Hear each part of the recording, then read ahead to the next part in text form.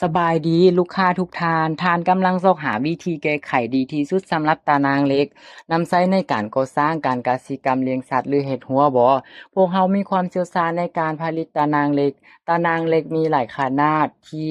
แตกต่างกันไปตัดขายตามความต้องการของลูกค้าคุณภาพดีกว่าตานางเล็กทั่วไปพวกเราผลิตตานางเล็กได้หลายรูปแบบตานางแบบสี่เหลี่ยมตานางแบบม้วนกว้าง1เมตร หา2เม็ดซี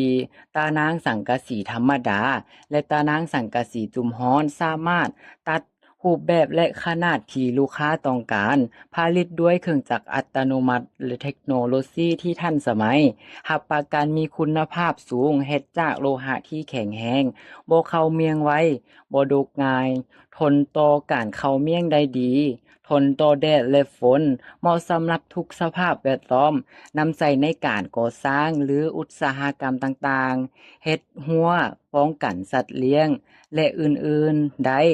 ทางห้างของพวกเราบริการลูกค้าแบบมืออาชีพสินค้ามีหลายพร้อมจัดส่งทุกมื้อการจัดส่งทั่วประเทศว่องไวจัดกำได้ตามกำหนดตัดเครื่องแพ็กเครื่องอย่างระมัดระวังทักหาพวกเราเลยเด้อคำแนะนำ และวิธีนำใช้รีบติดต่อหาพวกเราได้เลยพร้อมจัดส่งให้ลูกค้าที่น่ารักทุกท่านเลยเด้อ